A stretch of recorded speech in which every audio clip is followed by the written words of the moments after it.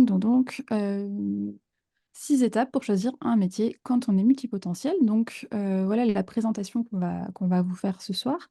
Euh, Ce sont des étapes qu'on a nous-mêmes expérimentées déjà, un peu créées, un peu expérimentées, on va dire, de briques et de broc, chacun de notre côté, et puis qu'on a peaufiné au fur et à mesure du temps.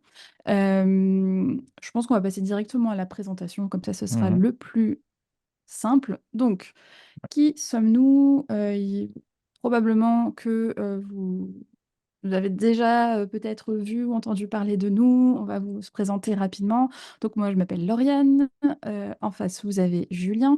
Et on fait tous les deux partie de Cameo. Donc Cameo, c'est une plateforme, c'est un site internet, ce sont des événements, c'est une entreprise qui est dédiée aux multipotentiels pour aider les multipotentiels à vivre pleinement justement leur multipotentialité. De mon côté, je me suis découverte multipotentielle, je sais même plus quand. J'avoue, je pense que c'était en 2019, peut-être quelque chose comme ça. Mhm. J'avais des suspicions depuis un moment, mais la vie, les aventures et les errances de la vie font qu'au bout d'un moment, on se pose la question de pourquoi on fonctionne pas comme les autres. Et on a envie d'explorer, de comprendre un petit peu comment on fonctionne. Et c'est comme ça, dans mes errances, que j'ai fini par rencontrer Julien et Caméo et à intégrer l'équipe depuis 2 ans maintenant, Ouais, c'est ça, 2 ans. Ouais. pleinement. Et je me retrouve à participer ce soir avec cette présentation. Julien, je Mm. te laisse te Oui, présenter toi. oui, je vais le faire rapidement. Alors, Cameo, c'est un projet que j'ai cofondé il y a un moment quand même. Je crois qu'on a démarré en 2017. Pour la petite histoire, en fait, c'est venu un moment où ben, j'enchaînais finalement les déceptions professionnelles parce que je errais de métier en métier à me demander finalement à me dire que bien, j'étais pas fait pour le monde du travail et que je devais me contenter d'un métier finalement juste dans lequel j'allais pouvoir avoir un salaire, mais dans lequel je m'épanouirais pas forcément.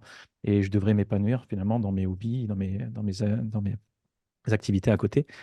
Et puis, j'ai découvert le terme multipotentiel en visionnant le TEDx d'Emily Wapnick, que vous connaissez peut-être sans doute, hein, qui a été vu plusieurs millions de fois, la Canadienne Emily Wapnick, qui a vraiment mis des mots finalement sur un vécu de plusieurs, de peut-être 20 ans, dans lequel je me sentais complètement hors case, quoi. Complètement, enfin, je sais même pas finalement comment m'orienter et comment choisir. Je commençais à être vraiment complètement perdu et finalement, elle a mis des mots sur un ressenti et avec Stéphanie, avec qui on a démarré Cameo, on a voulu créer du contenu, créer des ressources pour pouvoir aider des personnes qui, comme nous, se retrouvaient dans ce profil multipotentiel. Voilà. Donc, et depuis 2017, ben, Cameo, c'est des podcasts, des vidéos, des articles, une communauté, des événements, un e-book, enfin énormément de choses, un accompagnement. Voilà. Donc, voilà, un beau projet qui réunit aujourd'hui une belle petite équipe de 5 personnes et puis pas mal d'intervenants, je dirais une dizaine d'intervenants qui vont faire des formations, des coachings et autres. Voilà. Voilà pour la petite histoire. On enchaîne. On enchaîne, je vais prendre le relais. Donc, j'avais envie de. Enfin, pour nous, c'était très important de commencer cette présentation, en parlant des multipotentiels et de la réorientation professionnelle.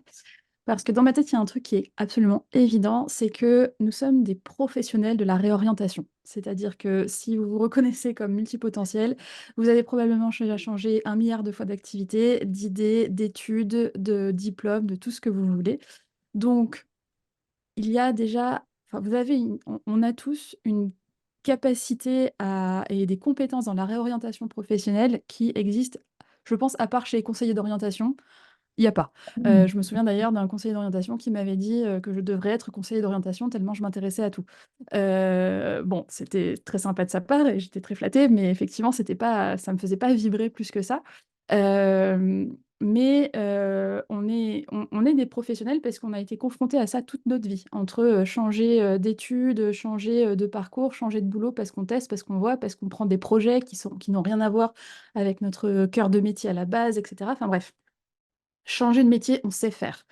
Ce qu'on ne sait pas faire, par contre, c'est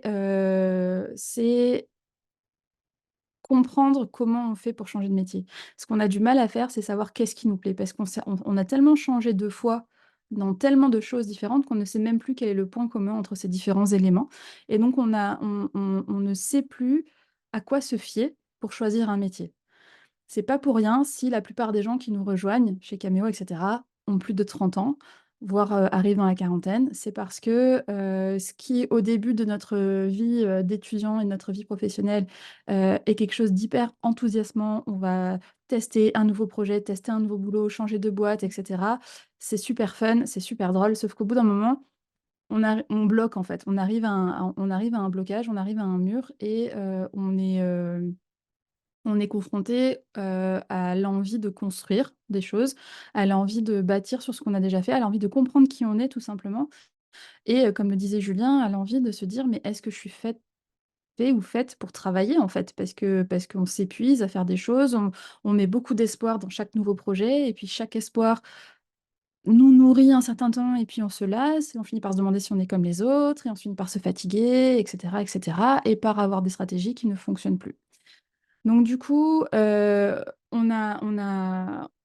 pense que là, dans le, dans le webinaire, on a tous testé ça. En tout cas, moi, je suis coupable d'avoir testé chacune de ces choses-là. Euh, donc je pense qu'on va pouvoir se retrouver. Mais comme je vous l'ai dit, on a tous testé le fait de passer d'un job à l'autre parce que quelqu'un nous avait parlé d'un truc, parce que tiens, la fiche de poste a l'air intéressante, tiens, parce que en fait, bah, j'aime cuisiner, pourquoi pas aller faire cuistot? Ah ouais, mais en fait, du coup, j'aime bien enseigner, donc tiens, je vais faire enseignant ou formateur, ou etc. Et on va sauter comme ça de job en job par des opportunités qui se présentent, de gens qu'on rencontre, etc. Et on va pouvoir tester comme ça plein de choses au début. Sauf qu'au bout d'un moment, comme je l'ai dit, on se lasse. Du coup, on va essayer en tout cas, parce que ça a été tout le temps là dans l'arrière-plan, on va essayer de demander des conseils aux autres. Quand on est dans l'entreprise, on se sent bien, on se dit tiens, mais là, le poste, ça va plus. Alors, on va demander conseil à ses managers, on va en discuter avec sa famille. Avant ça, on en avait discuté avec ses enseignants, qui tous vont nous donner plein de conseils pour arriver, la plupart du temps très bienveillants. Je parle même pas de gens toxiques, hein, mais je parle de gens très bienveillants qui vont essayer de nous dire bah oui, mais il faut que tu te trouves un projet, et puis il faut que tu te projettes sur 5 ans, 10 ans, 15 ans, et puis ouais, qu'est-ce que tu voudrais faire? Des questions qui, pour nous, sont, enfin, en tout cas pour moi, quand on me les posait, c'était juste la panique. La panique complète parce que je me sentais incapable d'y répondre. Pour moi, il fallait que je change de métier tous les 6 mois pour être intéressante, enfin pour que la vie soit intéressante en fait. Il fallait que ça change tout le temps pour garder un peu de piment. Donc me projeter sur 5 ans dans une entreprise, dans un poste, impossible, vraiment impossible.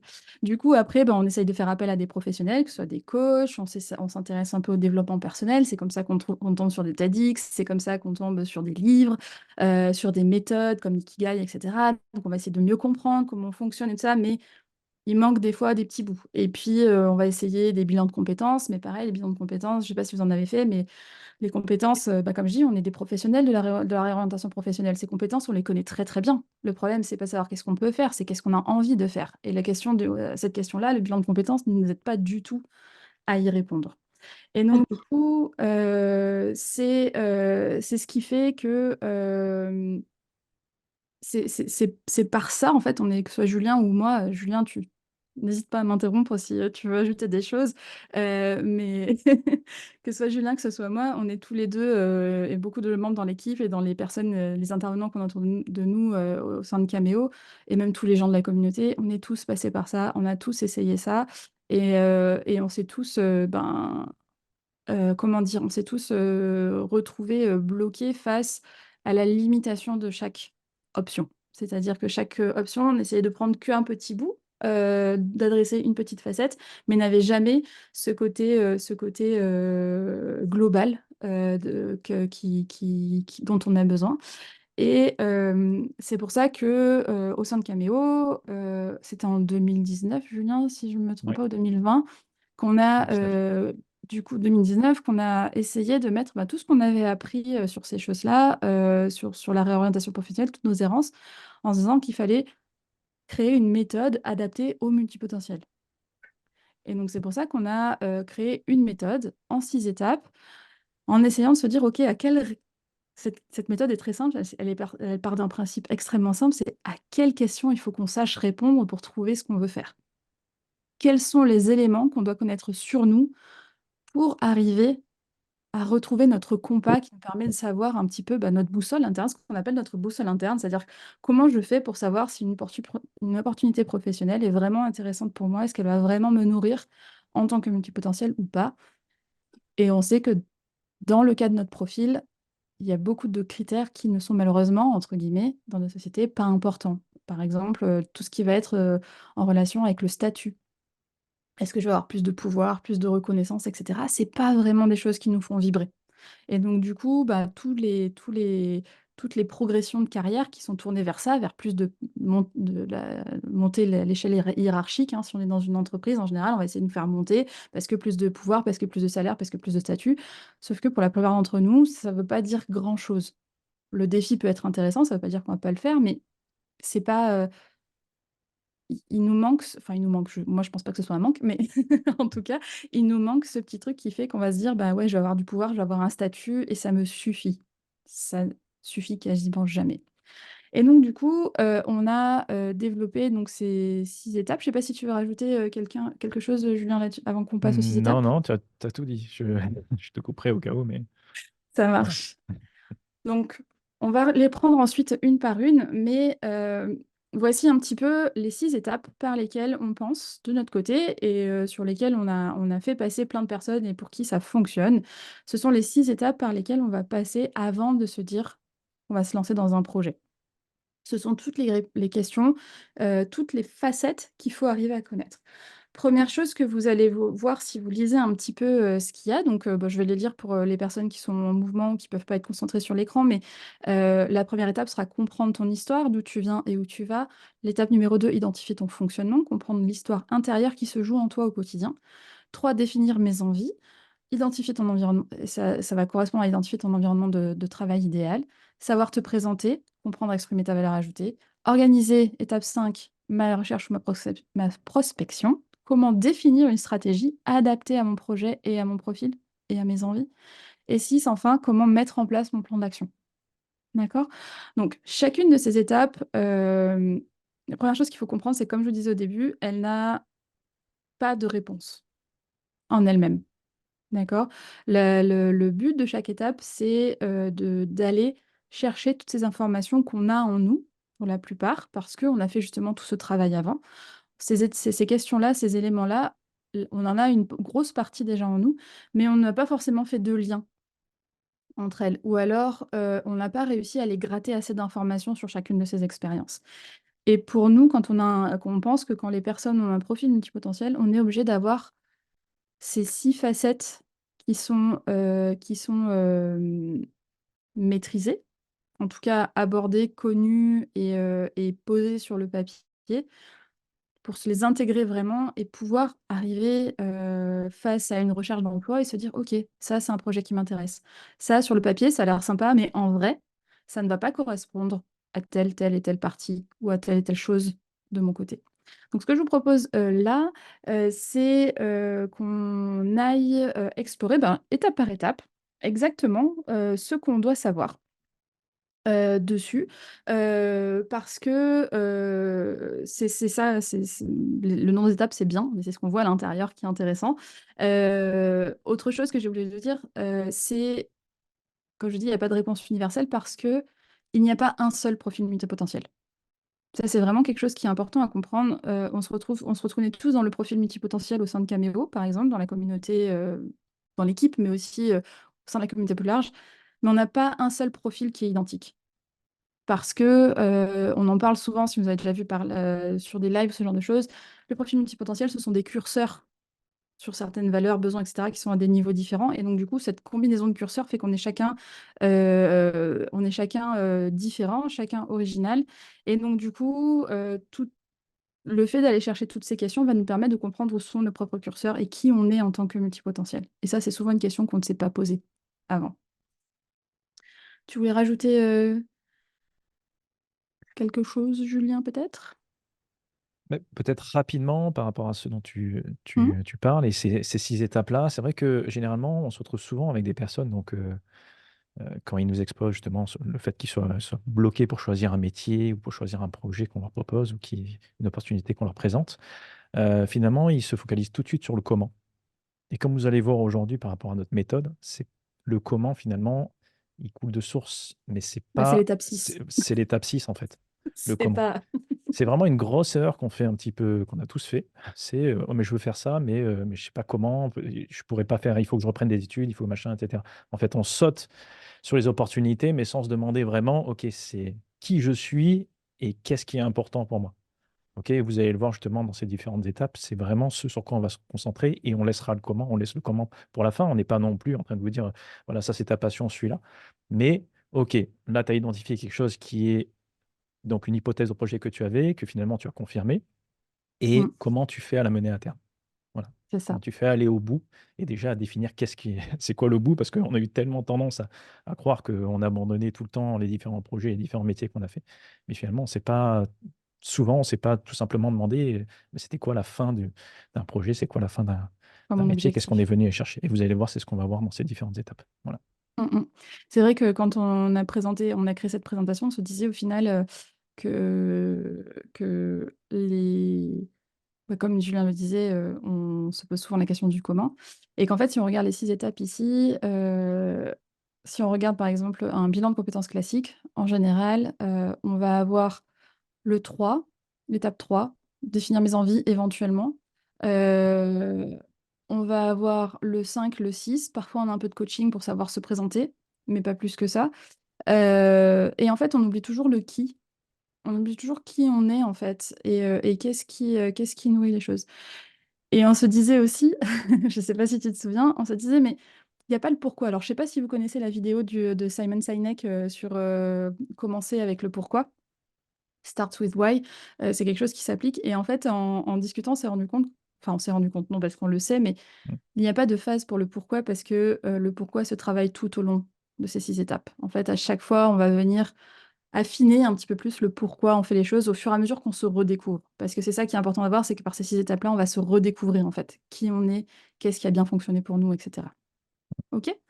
Euh, on passe à la suite. Première étape, donc, comprendre ton histoire. Donc là, le but de cette étape, c'est vraiment de reprendre qui on est en tant que personne. Qu'est-ce que ça veut dire qui on est en tant que personne? C'est que on a souvent une vision de soi qui se trouve à l'instant T, qui revient, mais on le sait, notre mémoire, elle fonctionne très très mal. Elle est sélective, elle est teintée par notre vision du monde, par nos expériences, par nos croyances, par tout ça. Et donc, du coup, notre cerveau va trier un petit peu ce dont il se souvient et va interpréter ce qui s'est passé, des fois de manière pas très sympa pour nous. Et un peu dur, souvent. On dit souvent que ce qu'on se dit à soi-même dans sa tête, on le dirait même pas à son pire ennemi. Donc du coup, l'étape 1 est extrêmement importante. C'est une étape sur laquelle on fait passer beaucoup, beaucoup de temps aux gens parce que c'est vraiment comprendre ses racines, comme le montre l'illustration. Euh, Ce sont vraiment les fondations, c'est-à-dire que quand on est multipotentiel, en général, on s'est perdu. Si on arrive ici et on se demande quel métier je vais faire, c'est qu'on s'est perdu. Moi, je me souviens quand j'ai commencé ma reconstruction personnelle et après professionnelle, je ne savais même plus qui j'étais, je ne savais même plus ce que j'aimais. Et quand je voyais une fiche de poste, c'était ben, ça, je peux le faire, mais est-ce que j'ai vraiment envie de le faire? Et je n'avais jamais la réponse. Parce que je ne savais même plus ce que j'avais envie de faire, tellement j'avais testé de choses différentes. Et tellement j'avais cette impression que tout n'avait été que du négatif. Or, ce n'est pas le cas.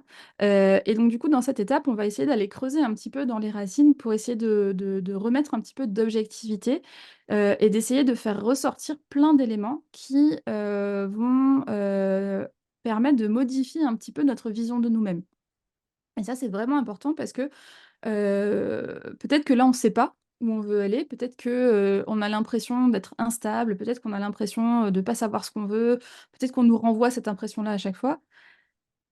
Mais il y a forcément quelque chose. Il y a forcément des moments où on a réussi des choses. Il y a forcément des moments où on s'est senti aligné. Forcément des moments où on était en paix avec soi-même. On se sentait à sa place. On se sentait presque, j'ai envie de dire, puissant parce qu'on était là où il fallait qu'on soit, au moment où il fallait qu'on le soit.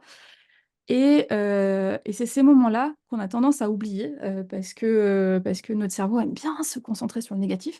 C'est ces moments-là qu'on va essayer d'aller faire ressortir pour comprendre ce qui fait notre particularité et comprendre qui on est.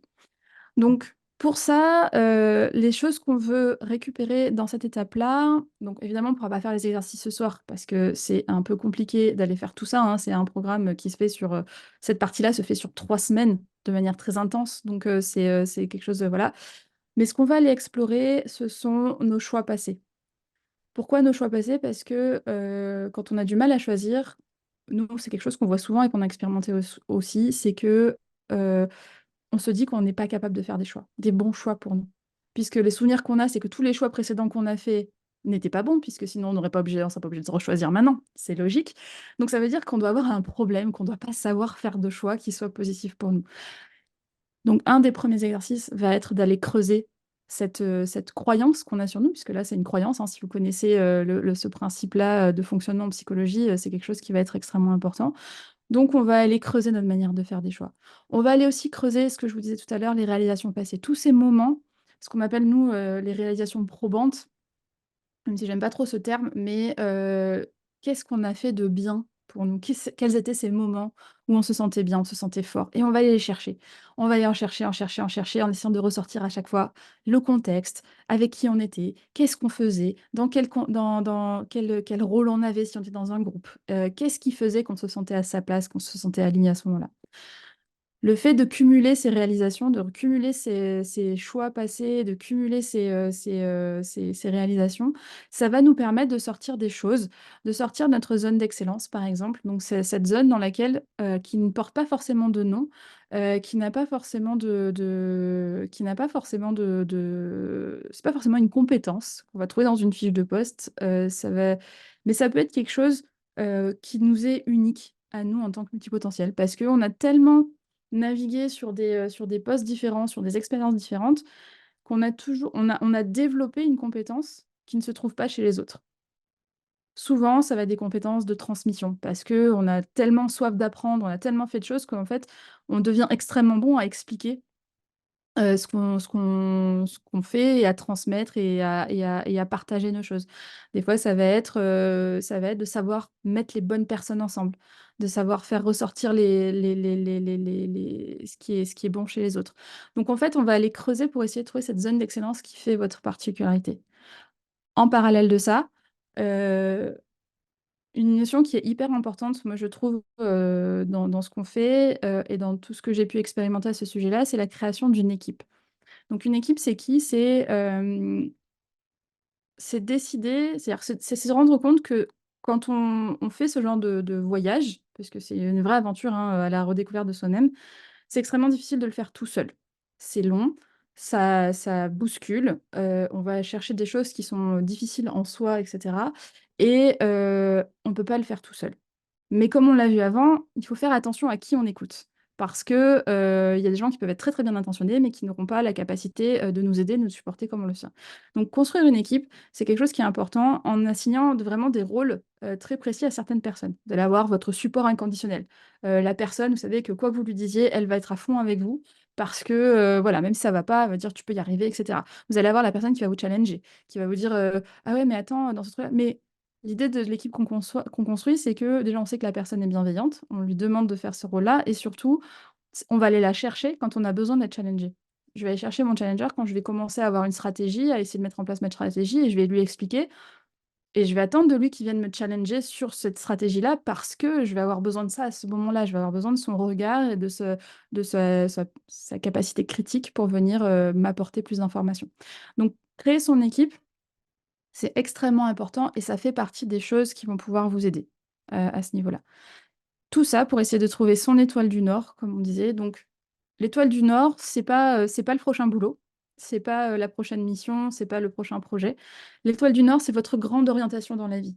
Et c'est important de se le remettre parce que si votre grande orientation dans la vie, c'est d'avoir une vie de famille, euh, comment dire, c'est d'avoir une vie de famille concentré sur la famille, c'est là où vous donnez votre temps, votre énergie, vous voulez être à la campagne, vous voulez être tranquille, etc. Oui, je parle de moi. Vous n'allez pas orienter vos recherches et vos projets de la même manière que pour quelqu'un qui a besoin et pour qui son but dans la vie, c'est d'avoir énormément accès à de la culture, de voir toujours du monde, de tester plein de choses, qui aime être dans un environnement urbain, etc. Donc du coup, C'est cette espèce d'objectif extrêmement long terme. C'est même plus un objectif à ce niveau-là, c'est juste qu'est-ce qui est important pour vous dans la vie. Parce que rien que ça va vous aider à choisir des choses. Mmh. OK? Donc ça, c'est cette étape 1. J'ai pris beaucoup de temps dessus. On prendra peut-être un peu moins de temps derrière sur les autres parce que sinon on n'aura pas le temps de de faire la suite. Je sais pas si Julien, tu voulais rajouter des choses, Oui, rapidement, c'est vrai que, alors, par zone d'excellence, il y en a qui appellent ça également la zone de génie, donc ça, c'était Oui. une spécificité. Dans la question des choix et des réalisations passées, vous pouvez trouver, on a sorti 2 vidéos sur notre chaîne Oui. YouTube très récemment avec des exercices que vous pouvez justement suivre et avec des fichiers que vous pouvez télécharger qui vous aident et que vous pouvez remplir directement pour faire ces exercices. Donc, si jamais c'est des choses que vous voulez travailler, surtout, n'hésitez pas à vous appuyer sur ce contenu qu'on a mis à votre disposition et puis les explications qu'il y a dans la vidéo pour vous aider à faire ces exercices. Mon Tout à étoile du fait. Nord, effectivement, c'est des choses, voilà, pour vous donner légèrement plus de contexte. C'est par exemple, qu'est-ce que vous avez envie d'apprendre? Qu'est-ce qui est important pour vous dans le futur d'apprendre? Qu'est-ce que vous avez envie finalement de ressentir émotionnellement? Qu'est-ce que vous avez envie de posséder? Qu'est-ce que vous avez envie de... Voilà, toutes ces questions-là. Et tout ça, c'est pas un objectif en soi, comme tu as dit, c'est vraiment une direction que vous voulez prendre. D'accord? C'est vraiment pour vous donner, mais comme son nom l'indique, une étoile du Nord, une direction. Une Voilà. orientation générale. Mais Voilà, ça une fait trop orientation politique générale. quand on dit ça comme ça. Allez, passons. Allez, on y va. Étape 2, donc identifier son fonctionnement. Donc là, ça va être une étape sur laquelle on va se poser sur trois éléments principaux. Le premier, ça va être d'identifier son système de croyance, puisque ça, comme on l'a dit, c'est important. Le deuxième, ça va être de détailler ses besoins. Dans ce qu'on appelle les besoins chez Cameo, c'est l'ensemble de nos besoins. C'est-à-dire que souvent, quand on parle de carrière professionnelle, on va dire oui, tes besoins financiers. Oui, mais pas que. Parce que c'est important, ça doit être traité. On doit savoir comment évaluer une offre de travail, etc., un salaire, savoir si ça va convenir à ce qu'on a besoin et tout. Mais on n'a pas besoin que de ça, parce que sinon, comme je l'ai dit au début, ben, on monterait dans la hiérarchie, on prendrait n'importe quel poste, du moment qu'on a plus de pouvoir, plus d'argent, ça nous irait très bien, sauf qu'on sait très bien que ça n'est pas notre grille de lecture à nous. Et donc, on va aller chercher l'ensemble des besoins qui sont propres à notre profil à nous. C'est-à-dire que mes besoins à moi ne sont pas les mêmes que Julien, il y en a certains qui se recoupent, mais pas tous. Et donc, du coup, on ne va pas chercher la même chose dans des jobs, dans des missions. On n'aura pas les mêmes choses qu'on va rechercher. Pourquoi c'est important de les savoir? Parce que ça va être aussi un moyen de détecter pendant des entretiens. Imaginez en fait un entretien où vous vous projetez dans un projet. Est-ce que ce projet-là peut répondre à mes besoins? Si j'ai un gros besoin de sécurité, par exemple, ce qu'on dit souvent, on entend souvent parler de les multipotentiels, au final, il faut créer son entreprise pour arriver à être, ou créer son activité pour y arriver. Pas forcément. Et on a beaucoup de gens qui ne font pas ça, tout simplement parce qu'on a des gens qui ont des besoins de sécurité, par exemple, auxquels l'entrepreneuriat ne répond pas. Et donc, du coup, on coupe comme ça le fait d'analyser ces besoins va nous permettre de cibler des parcours et des options et des idées de projets qui nous sont spécifiques. Donc, on va aller creuser ces choses-là. Les valeurs, pareil, étudier ses valeurs. Alors ça, c'est souvent un exercice, je pense que la plupart des gens l'ont fait ici, probablement, identifier ses valeurs. En tout cas, c'est quelque chose qu'on a remarqué, nous. Les gens sont souvent très alignés déjà, ont déjà une bonne connaissance de leurs valeurs internes, etc. Les faire ressortir, c'est extrêmement important parce que quand on décide d'une mission, quand on décide, si on décide de monter une entreprise et que on veut se positionner sur quelque chose, ben, connaître ses valeurs, c'est hyper important pour être sûr qu'on va mener un projet qui nous correspond. Mais c'est exactement pareil quand on va rejoindre une entreprise, quand on va rejoindre une équipe. Est-ce que mes valeurs sont alignées avec celles de l'entreprise ou au moins est-ce qu'elles seront respectées? Et est-ce que je pourrais les faire entendre? Et ça, c'est extrêmement important de les avoir, pareil, pour savoir qui on est. On reste toujours sur ça, qui je suis et qu'est-ce qui fait que je vais pouvoir accepter ou pas quelque chose en fait. Est-ce que ça me correspond vraiment ou pas? Tu veux rajouter quelque chose, peut-être? Rapidement, peut-être les besoins que nous, on voit le plus souvent passer chez les Mm. profils multipotentiels. Il y a le besoin évidemment d'apprentissage, souvent lié aussi au besoin de transmission. Il y Mm. en a qui ressentent un fort besoin de mouvement, de rapprochement avec la nature, d'apporter, de remettre du sens, un besoin de justice très, très, très, très souvent également. Donc ça, c'est vrai que c'est des besoins qui nous lient De souvent avec un créativité aussi. fonctionnement comme ça, de créativité, de proposer des idées, d'autonomie également. Enfin, voilà, il y a des besoins. Mais c'est pas parce qu'on a des besoins, comme tu disais, hein, qui sont communs entre nous, qu'ils ils ont la même importance et qu'on accorde la même Exactement. importance. Et nous, ce qu'on fait faire justement comme travail, que je vous invite à faire également, c'est non seulement à définir ses besoins, mais également à les classer par ordre d'importance. Exactement. Vous allez voir qu'il y a des besoins ou des valeurs euh, qui sont non négociables. C'est-à-dire qu'il y en a pour vous, si ces besoins ou ces valeurs sont alors, trahis, mais en tout cas non remplis ou trahis en fonction du besoin de la partie valeur, par un employeur, par une équipe, par etc., ça peut être complètement rédhibitoire. Mais il faut les connaître. Et puis il y en a d'autres qui sont un petit peu moins importants, un petit peu moins cruciaux. Tous les exercices qu'on fait à ce moment-là, en général, sont des exercices, enfin, c'est quelque chose qu'on conseille de faire régulièrement. C'est-à-dire qu'on le fait une fois, on se pose pour le faire une fois, mais le faire régulièrement permet de se mettre à jour parce que la Lauriane d'aujourd'hui n'est pas la Lauriane d'il y a 3 ans. Et donc, être à jour, se faire une petite mise à jour logicielle de ses besoins et de ses valeurs à un instant T, c'est hyper important, justement parce que ce que je vous disais sur votre cerveau au début, le fait qu'il garde des choses, ben, si je prends des décisions maintenant avec en tête mon échelle de besoins et de valeurs d'il y a 3 ans, ça ne fonctionnera pas. À un moment donné, il va y avoir un truc qui va coincer et du coup, je ne pourrai pas continuer sur ce projet-là. Et je vais me dire, bah zut, encore un projet que j'ai pas continué. Ah bah non, en fait, si j'avais fait ma mise à jour avant, j'aurais su qu'il n'était pas aligné, j'aurais su que c'était même pas la peine d'y aller ou qu'il aurait fallu changer des paramètres pour pouvoir y mettre. Le système de croyance, c'est quelque chose qui est beaucoup plus complexe à travailler. C'est parce que souvent on le connaît, mais c'est très complexe. Et puis ça, c'est quelque chose de très très personnel. Mais c'est l'idée, c'est la manière, c'est le logiciel avec lequel votre cerveau voit le monde et vit les expériences. Et il y a des croyances, c'est quelque chose qu'on voit dedans, mais si vous avez déjà eu l'occasion de le faire, il y a ce qu'on appelle des croyances aidantes. Donc, c'est des croyances qui vont qui vont nous permettre de déplacer des montagnes quand on les a, parce elles nous portent. Et puis, vous avez ce qu'on appelle des croyances limitantes. Elles, on en entend souvent beaucoup plus parler parce que ce sont les croyances, c'est le frein à main qui est tiré quand on essaye d'avancer. C'est tout ce qui nous fait dire, ah bah, ce truc-là, ah oui, mais alors, par exemple, un gros système de croyance qui est entretenu par beaucoup de choses, mais c'est qu'en France, si on n'a pas le bon diplôme, on ne peut pas avoir le poste. Et donc, du coup, là, souvent, la première question qu'on se pose, c'est si je veux faire une réorientation, il faut que j'ai le diplôme. Et donc, du coup, je repars pour faire des études. C'est vrai dans certains cas, on ne va pas se mentir. C'est vrai dans certains cas. Mais si on sait que dans nos besoins, on a besoin de travailler avec des personnes qui sont ouvertes d'esprit, on a besoin d'agilité, de créativité, etc., a priori, on va partir vers des personnes et des entreprises qui n'ont pas ce système de croyance où il faut le diplôme pour avoir parce qu'on va s'en éloigner, en fait, Mm. de suite. Une Il va y autre, avoir un effet antimagnétique. une autre croyance aussi très répandue dans nos communautés, c'est le fait que le travail doit être difficile. Donc, à partir du moment où vous avez Oui. des facilités dans certains domaines, c'est pas normal. Donc, il faut, Coupable. voilà, vous essayez, vous avez le syndrome d'imposteur qui arrive au galop, vous essayez de vous former dans quelque chose dans lequel vous êtes déjà compétent, par exemple, ou voilà, vous ne trouvez pas ça normal que finalement vous comprenez très rapidement et vous pouvez mettre des choses en place rapidement, là où d'autres mettent beaucoup plus de temps à le faire.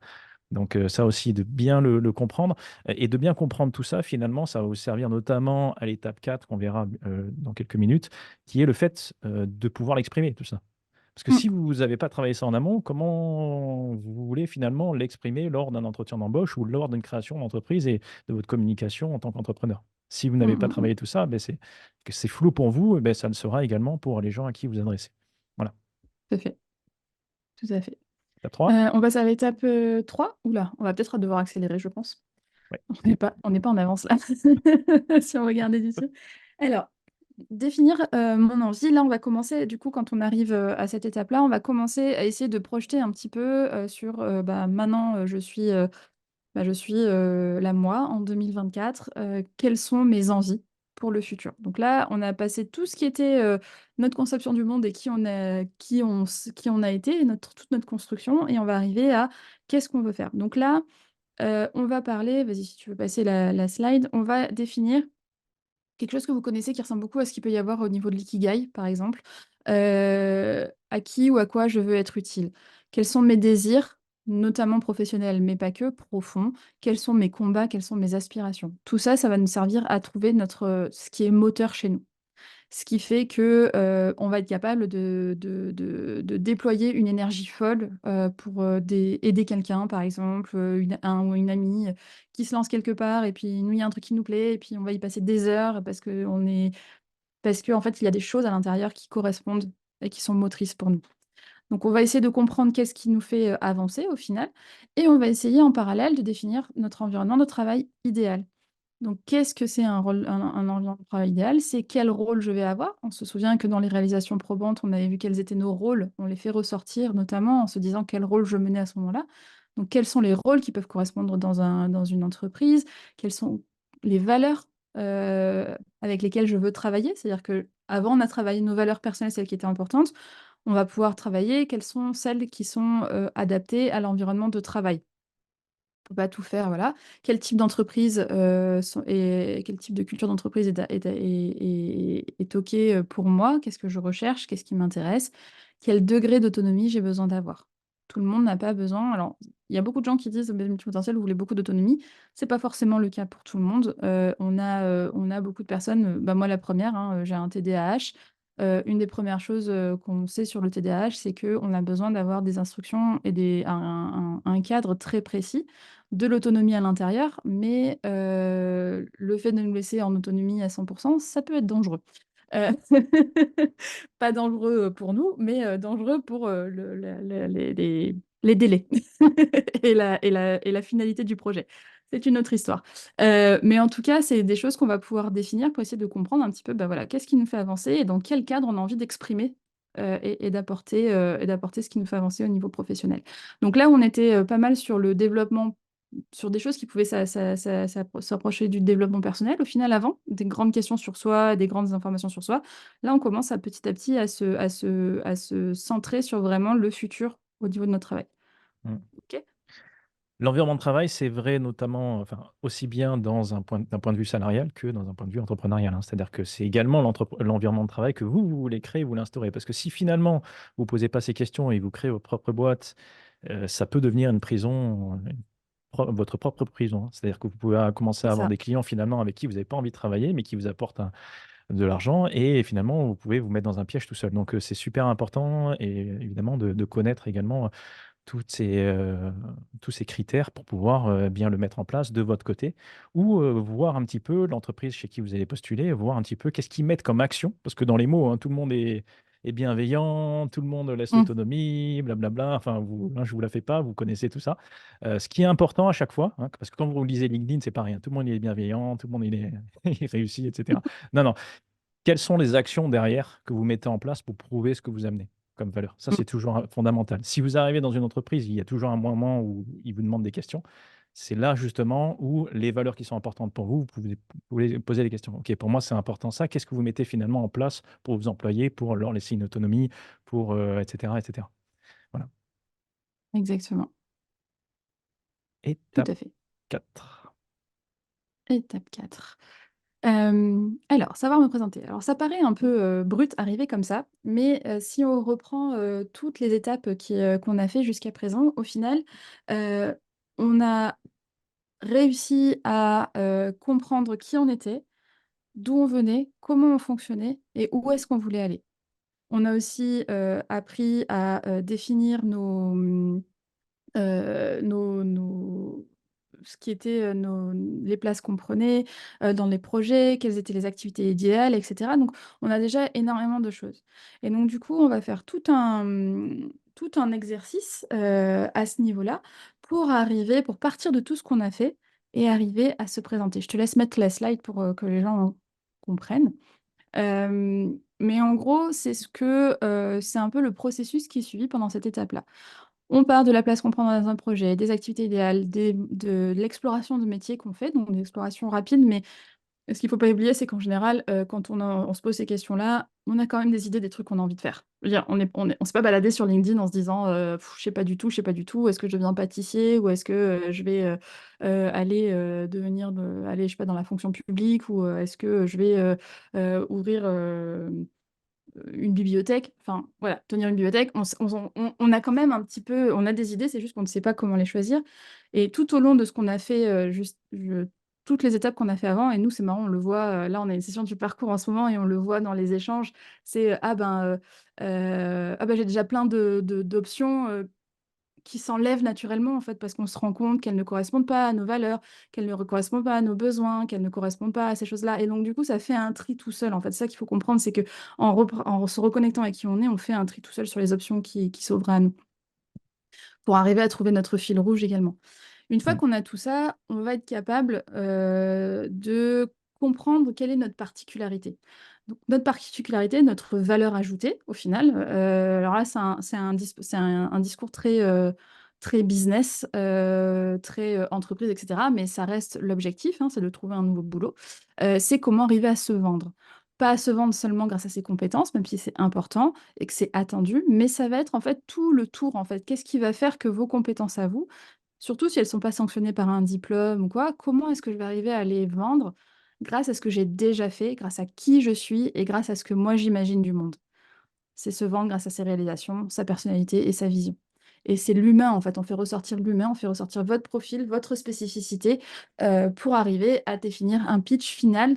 Donc, un pitch final, c'est un terme qui est repris de l'entrepreneuriat, hein, l'elevator pitch, si vous avez déjà entendu parler, c'est comment on présente un projet le temps d'un trajet en ascenseur pour un investisseur ou quelqu'un qui pourrait soutenir ce projet-là. C'est ce que vous voyez dans les émissions où ils cherchent des investisseurs, etc. C'est quel est le petit discours de 3-4 minutes, même moins, qu'on peut dire sur soi pour intéresser les gens à qui on est et ce qu'on a envie de proposer. Et c'est ça qu'on essaye d'avoir dans cette étape-là, pour pouvoir après aller rencontrer des gens, créer le réseau, on va le voir juste après, et avoir quelque chose à dire sur nous qui soit intéressant, qui nous correspondent et qui permettent de voir si ça match en fait avec Mm. quelqu'un. Ouais. Et la notion de fil rouge, hyper important et très parlant aussi pour la plupart des multipotentiels, c'est vraiment arriver justement à mettre un lien entre toutes ces activités, tous les domaines différents qu'on a explorés et voir un peu la place qu'on a occupée et qu'est-ce qu'on Mm, apporte à une équipe. Ça, c'est super important parce que c'est si ça. vous présentez comme ça de but en blanc un parcours dans lequel vous avez changé plusieurs fois, ça peut vraiment faire peur. Mais si finalement vous arrivez justement à mettre ce fil rouge, à parler de ce fil rouge, tout d'un coup, ça devient beaucoup plus clair pour la personne à qui vous adressez. Et là, il y a vraiment des choses qui se passent et Une il y a une cohérence. possibilité, voilà, il y a une cohérence. Voilà, pour vous donner Là où, rapidement, par exemple, voilà. Ouais. vas-y, pardon, je t'ai Non, coupé. mais moi, au début, quand je regardais mon parcours, je voyais ça avait ni queue ni tête. Et en fait, en faisant ces exercices-là, je me suis rendu compte que vraiment, ma force et mon fil rouge, c'était de créer des environnements favorables à l'expression des talents et de la réussite de mes clients, de mes élèves et de mes collaborateurs. C'est ce que je fais tout le temps dans tous les projets, qu'ils soient pro ou extra-pro. Tout le temps, c'est créer des environnements pour l'expression des talents et des potentiels. Je le fais via Cameo, je le fais dans toutes les différentes activités que je fais. Donc pour moi, c'est là où je prends du plaisir et là où j'ai vraiment des fortes compétences. Exactement. Et c'est vraiment quelque chose quand on le découvre. Alors, on l'a mis là, c'est pas un exercice qui va nous donner le fil rouge, hein. C'est que en général, Mm. à ce moment-là, de toutes les étapes qui sont faites, à ce moment-là, on commence à avoir une très bonne idée de son fil rouge. Pareil, c'est quelque chose qui s'affine au fur et à mesure du temps. Mais en général, on l'a travaillé depuis le début et ça arrive, on commence à avoir une vraie bonne idée à ce niveau-là.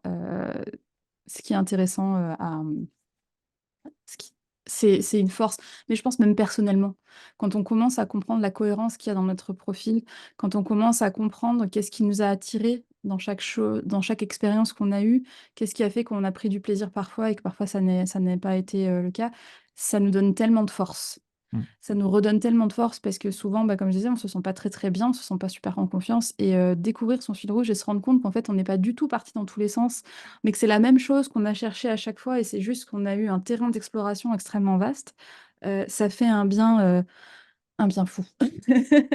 On se sent à nouveau en connexion avec soi et bien dans ses baskets, ça fait vraiment du bien.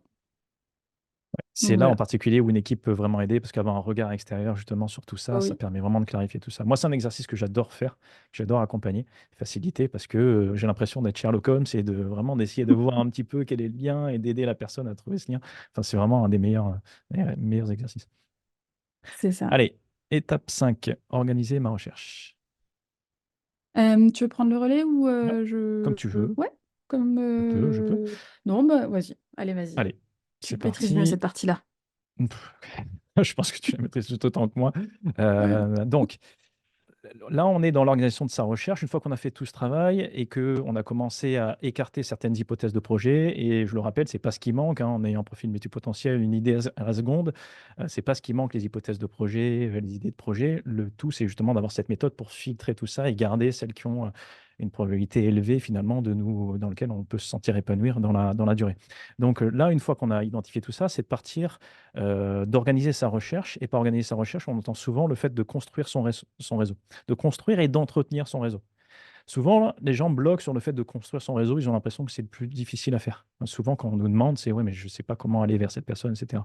Et une fois qu'on a la méthode, finalement, on comprend comment aller vers les autres et comment faire le lien et comment être accepté dans leur réseau et puis créer des relations saines. Vraiment, je crée relations saines donnant-donnant.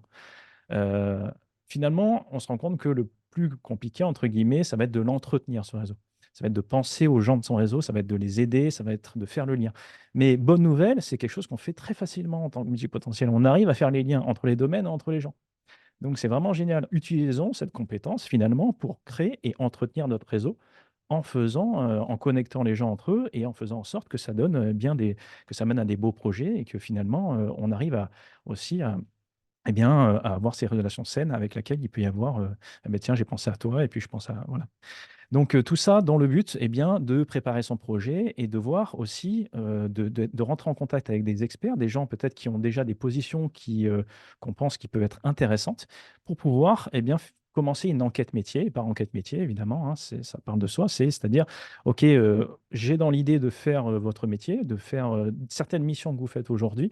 J'aimerais savoir concrètement comment ça se traduit, quotidiennement dans votre quotidien? Qu'est-ce que vous faites comme tâche? Est-ce que vous en êtes content? Qu'est-ce que vous êtes amené à faire? Vraiment pour éviter finalement de toujours, devoir faire les choses pour pouvoir découvrir ces solutions. Il y a des gens qui font déjà ça et qui sont pas à avoir en conseil en et moi, je rencontre énormément d'entrepreneurs qui ont beaucoup de succès et une des choses qu'ils me disent régulièrement, c'est qu'ils acceptent beaucoup de gens qui les contactent pour pouvoir, les suivre le temps d'une journée, le temps d'une semaine, dans leur métier et de donner les informations pour pouvoir faire gagner du temps à ces personnes-là. C'est vraiment des gens qui comprennent et qui ont envie aussi de rendre ce qu'on leur a donné, lorsqu'ils se sont lancés. Lauriane, tu voulais ajouter quelque chose peut-être?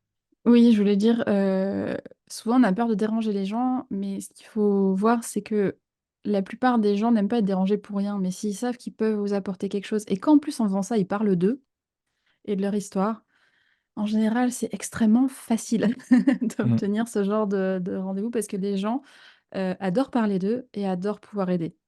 Si vous l'avez enfin, je sais pas vous, hein, mais moi, c'est ce que je vois, j'adore pouvoir aider les gens.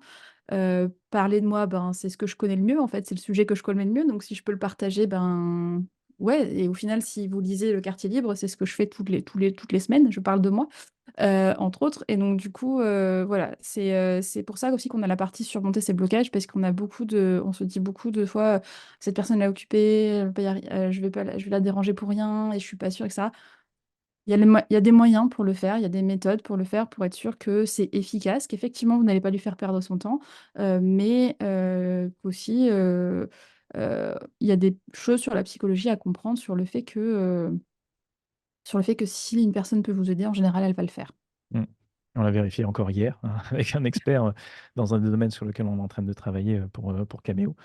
J'ai contacté un expert sur LinkedIn, quelqu'un qui a une énorme visibilité et qui a l'habitude qui donne énormément de valeur et de contenu et je lui ai posé quelques questions. Il a eu la gentillesse de me répondre, voilà, nous, ça nous a fait gagner énormément de temps et voilà, c'est quelqu'un qui voilà, la plupart du temps, enfin, c'est très, très, très, très rare, que, les gens, n'aient pas envie d'aider.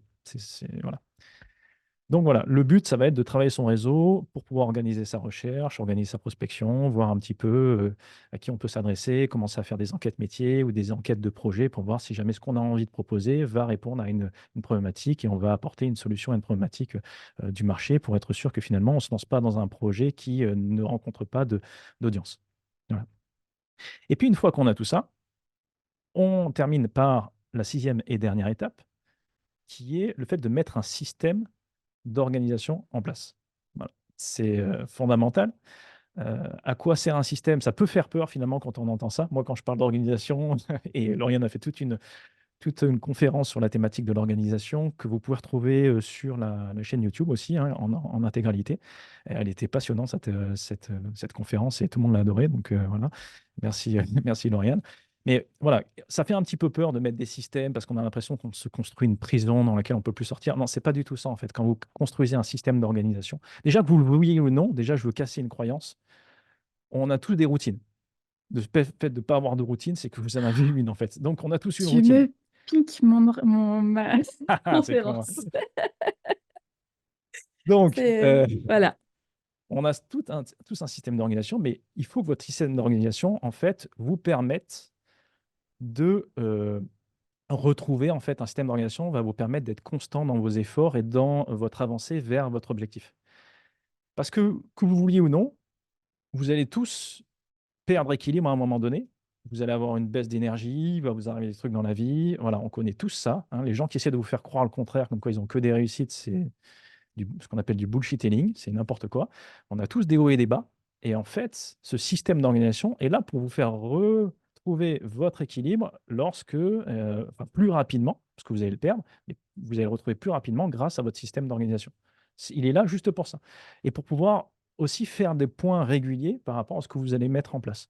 Nous, par exemple, le système d'organisation qu'on décrit, chez Cameo, c'est un système d'organisation. Donc, on a évidemment des objectifs à long terme, à moyen terme. Et puis, après, on va les décomposer en nos objectifs en court terme. Généralement, on va se placer des durées de 90 jours pour pouvoir faire des hypothèses qui vont nous rapprocher des objectifs à plus long terme.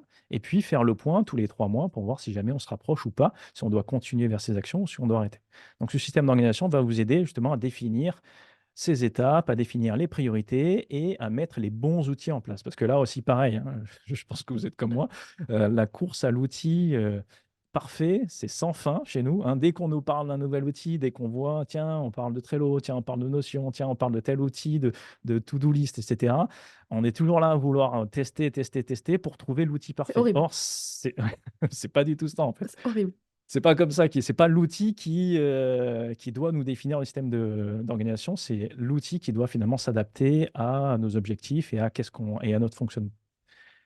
C'est ça. Et, Et, euh, et voilà. et j'aurais même tendance à dire, ce qu'on travaille dans cette partie-là, c'est vraiment quelque chose qui peut... alors évidemment, on va vous présenter des outils à ce moment-là parce que c'est ceux qu'on connaît, etc. Mais l'idée, c'est que techniquement, c'est plus, encore une fois, c'est une méthode d'organisation et de plan d'action qui peut se faire presque... On va dire, vous pouvez le faire avec des post-it chez vous, en fait, hein, sur un mur, si vous avez envie de refaire la déco d'une pièce. Vous pouvez prendre des post-it de couleur et le faire. C'est juste que bah, nous, on le fait sur des ordinateurs. Mais l'idée, en fait, c'est encore une fois, c'est qu'est-ce que c'est, comment je fais pour me définir un objectif, qu'est-ce que j'en attends, comment je vais faire, quelles vont être mes étapes pour le passer, etc. Alors, je dis pas que vous serez un pro en organisation, en plan d'action à la fin de cette étape-là, parce que, alors, je sais pas si c'est moi, mais chez moi, c'est compliqué. Même quand je connais toute la théorie, etc., ça reste compliqué. Donc, je pense qu'on apprend toujours et je pense que, bah, voilà, on est multipotentiel. Syndrome de l'objet brillant, on connaît. Il y a plein de trucs qui ont l'air trop bien, etc. Et voilà. Mais au moins, le fait de savoir ce qu'on attend et comment les choses sont censées fonctionner, ça aide quand même beaucoup à rester, à reprendre. Comme on disait, hein, l'idée, c'est pas de se dire qu'on va s'enfermer dans un truc On va pas s'enfermer sur des rails, mais on va avoir plutôt, vous savez, c'est comme les rails qui se lèvent dans les trucs de bowling pour les enfants, pour éviter que ça parte dans la gouttière. Ça se lève. Bon, bah, ça permet, voilà, on peut naviguer au milieu, mais ça nous permet d'aller quand même vers là où on a besoin d'aller. Et l'idée, c'est d'avoir ça, c'est pas d'avoir un train sur des rails qui file tout droit et qui peut pas aller ailleurs, mais c'est d'avoir un cadre qui fait que normalement, par la force des choses, on va finir par arriver jusqu'au bout et peut-être à faire tomber des quilles. Mm. Parce Mais que voilà. Parce que quand tu as un projet, les possibilités sont infinies en fait. Sur le papier, tu as Mm, l'impression que toutes les stratégies sont bonnes. En fait, toutes les tactiques que tu as envie mm, de mettre en place sont bonnes. Si tu as tout à un fait. business, tu as l'impression qu'il faut faire du référencement, il faut communiquer sur les réseaux sociaux, en même temps, il faut faire du réseautage, en même temps, il faut faire de la création de contenu, des articles, Voilà. On a l'impression qu'il faut tout faire. Mm, mm, mm. Or, en fait, il y a vraiment. L'important, c'est de se définir un système de priorité. Ce qui vraiment fait la différence entre les entrepreneurs, mais de manière générale, tout le monde, en fait, pas que les entrepreneurs, mais c'est finalement cette capacité à nous focaliser sur les actions qui ont le plus de retour sur investissement, qui ont le plus de chances de réussite.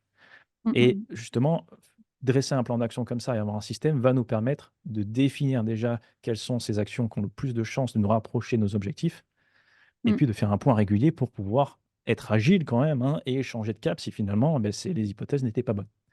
Donc Tout ça à nous fait. permet de mettre des choses en place et de faire un point régulièrement. Voilà. Et puis, eh bien, on est arrivé à la dernière étape et Ouais, comme vous l'avez vu, c'est c'est quand même dense, hein, il y a plein de choses à voir, énormément de choses à voir. énormément de choses à voir. Donc là, ce qui était important pour nous aujourd'hui, c'était vraiment que vous ayez en tête toutes ces étapes et toutes ces questions. Donc, comme on l'a dit, il y a des ressources, il y a certaines choses qu'on a déjà pu sortir pour répondre à certains points. Il y a d'autres choses qui sont en préparation. On peut pas, comme vous l'avez dit, on peut pas tout sortir d'un coup. On est une petite Non, équipe, donc c'est compliqué de tout sortir.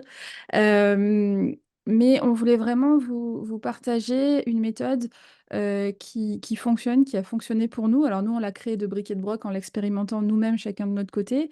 On l'a ensuite